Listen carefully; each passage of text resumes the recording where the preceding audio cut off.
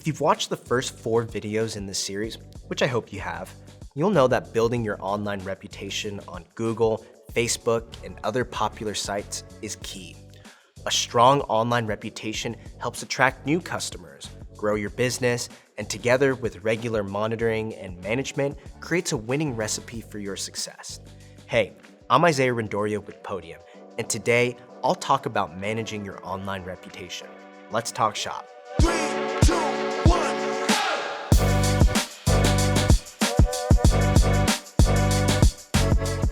You could go on and on about how great your business is, but potential customers are going to want to hear how others see your business instead. So, be ready for those positive reviews to roll in and to respond in kind.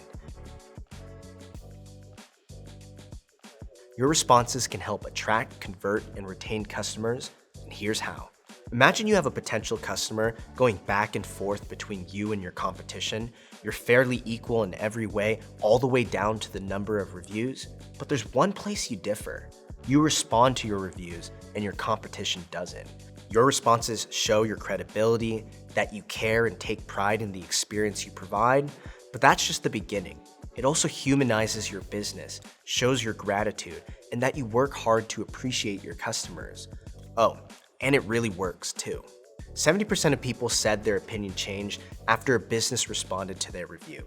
And 78% feel that businesses care more about them if they respond to reviews in general. But you can't respond to every positive review. There just isn't enough time in the day, and honestly, it takes a lot of energy. So here's my advice. Find a realistic sweet spot that works for you. Maybe that's responding to 3 out of every 5, maybe it's more, maybe it's a bit less. Just reply to shorter ones with a simple, "Hey, thanks for the feedback." And while I'm in the advice-giving mood, here's a few tips to improve your responses. Respond to reviewers by name if you can. Always remember to say thank you. If they write a longer review, you should write a longer reply and inject some emotion in there. Us fellow humans kind of like that sort of thing. Keep it personal, express gratitude, respond in kind, be genuine.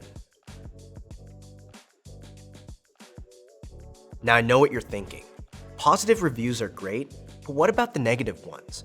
Great question, make-believe viewer I'm using for this example. Even the best businesses get a negative review here and there. It just happens.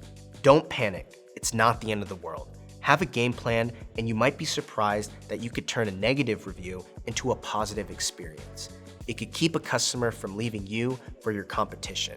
And if you take feedback seriously and make genuine change, it shows people that your brand is real and cares about its customers. Okay, let's game plan your response to negative reviews. First, monitor your reviews to stay on top of responding as soon as a negative one comes in. You'd be surprised how many businesses simply don't monitor their reviews. The quicker you provide a thoughtful response and alter your business process accordingly, the less likely you'll have negative reviews. To keep up on things, you could watch all the different review sites every 5 minutes like a hawk, or you can use a reputation management platform. They do all that work for you, tapping into all the relevant review sites in real time and alerting you the second a new review goes live. Sounds pretty great, right? But before you rush off to the reputation management platform store, that's not a real thing by the way, let's chat a bit about what to look for. Get something that makes it easy to send reviews directly to customers via text. Uses a dashboard to aggregate reviews across the web, especially on Google and Facebook, and lets you create templates for requesting new reviews and making responses. Next up in your negative review response game plan is responding to reviews ASAP. This can be a bit misleading because you want to be quick and thoughtful. Ideally, have a plan for how you will respond before you get your first negative review so you can reply promptly but calmly.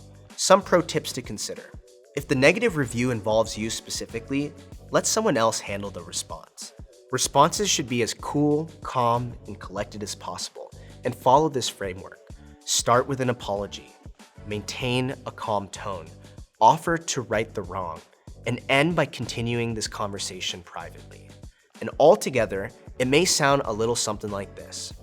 We're so sorry to hear about your negative experience. We'd like to do what we can to right any wrong, please contact our customer service manager so we can resolve your issues. We'll also reach out to you right away to discuss how we can resolve your problem. This response helps the customer feel heard, validated, and gives them an option to make things right. Even if a negative review isn't legit, you should still address it. Share your side of the story and offer to correct the issue if possible. If you're in certain industries like law or medicine, you should also know what local laws allow you to say in public responses. For example, it can be important not to violate certain confidentiality regulations. Let's round out your negative review game plan with the most important part, and that's learning. You can gain valuable insights from negative reviews and change things for the better. Same goes for positive reviews. Consider this. A transaction takes place and a customer leaves an online review. You take note of the review, positive or negative, and respond if necessary. If the review was positive, you can reinforce existing processes. If the review was negative, you can change things to create better experiences. Boom, that's the power of managing your online reputation. So, that's responding to positive and negative reviews in a nutshell.